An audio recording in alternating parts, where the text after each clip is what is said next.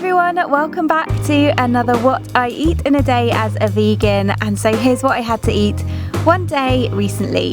For breakfast I made this no-bake toasted granola, and I started by adding 1/3 cup of almonds, 1 tablespoon of goji berries, 1 tablespoon of toasted coconut flakes, a tablespoon of pumpkin seeds and a teaspoon of chia seeds into my food processor, and I pulsed it to break everything up slightly. Over in a pancake pan I melted 2 teaspoons of coconut oil and then added in 1 cup of rolled oats and allowed them to toast for around 8 minutes, turning constantly. I then added in the granola mix from the food processor, turned it through and allowed it to toast for a few minutes. It should start to smell a bit like popcorn. I then added in 2 tablespoons of coconut nectar. This one's by Coconut Merchant. I also added in 1/4 teaspoon of vanilla powder and a pinch of salt. I stirred that through and again allowed it to toast for around 5 minutes. I then just let it cool slightly before putting it all in a bowl. I then poured over some chilled almond milk and added on some fresh blueberries and raspberries and also some fresh mint leaves. It's that time of year where all of my herb plants are growing, and so I love having fresh mint on my breakfasts. This is also my new favourite way to make granola. It's so quick and easy. You don't have to wait so long for it to bake. I often end up burning it in the oven anyway, and I do tend to only make 1 portion of this at a time because I like to use the pancake pan to toast it, but it adds such an incredible flavour. It does kind of taste like popcorn, and you can totally switch up the ingredients for this using different nuts, seeds, dried fruit, anything you like.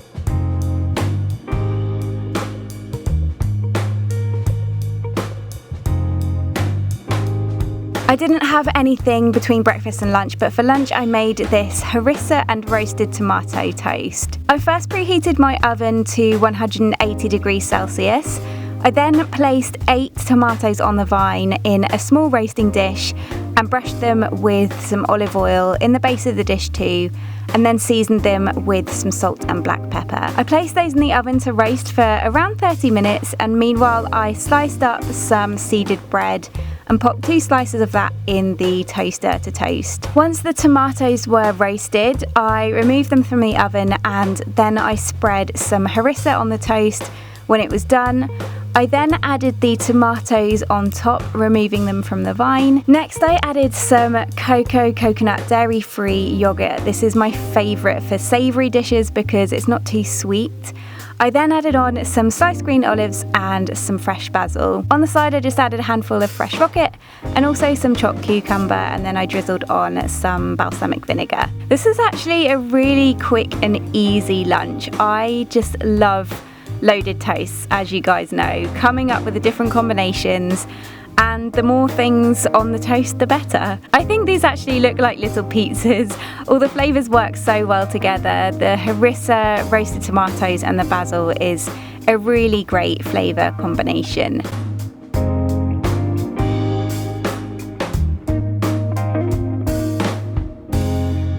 For a snack in the afternoon, I had one of these yogurts by Nush. This is the blueberry yogurt. These are the only yogurts I've found that are actually made with almond milk. They come in a few really delicious flavours, and I like adding things into them. This one I added in a spoonful of almond butter and a handful of blueberries. I thought that it would all work really nicely together, and it just gives it a bit of something. I also sometimes love adding in a crumble snack bar, nuts, dried fruits. Again, it's something you can get really creative with.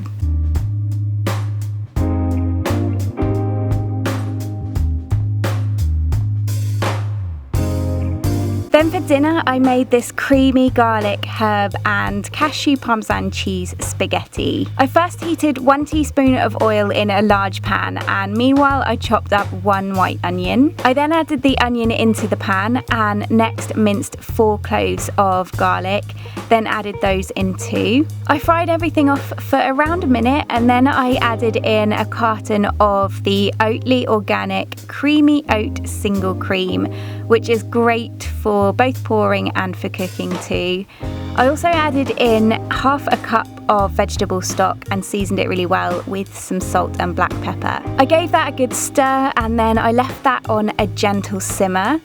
I then trimmed a bunch of asparagus, and then in a smaller pan I added some boiling water and then steamed the asparagus in a sieve over it until it was soft, around 6 minutes. Meanwhile, I made some cashew parmesan cheese by adding half a cup of cashews, 3 tablespoons of nutritional yeast, half a teaspoon of onion granules, half a teaspoon of garlic powder, a pinch of paprika and some salt and black pepper into my Magimix food processor, and I blended that into a fine powder. I then removed the asparagus once it was done, set it aside, added a pinch of salt into the water, and then I added in some whole wheat spaghetti and allowed that to cook until it was al dente. I then drained the spaghetti off and added it into the cream sauce and stirred it through. Next, I grated in around a tablespoon of lemon zest, then squeezed in the juice of 1 lemon, added in a bunch of fresh chopped parsley and basil, and then a good handful of the cashew parmesan cheese. I turned that through really well before then serving it up between 2 plates.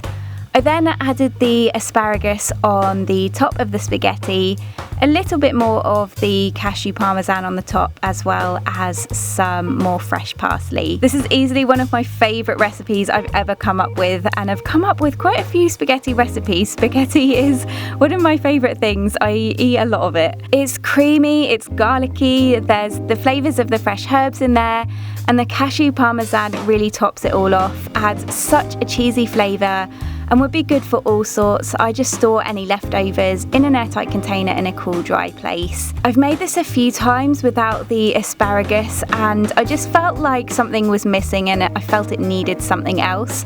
So I tried it with the asparagus and it worked so well with all of the flavours together.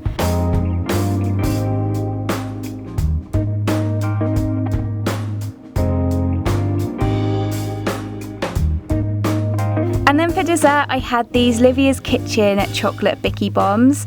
These are the chocolate ones, but my favourite are the salted caramel maca flavour. They are insane. They're basically little crumbly oaty biscuit balls with a soft date centre, and they're covered in this raw cacao coating. Really great little snacks, but also as a dessert, they're just enough if you're craving something sweet.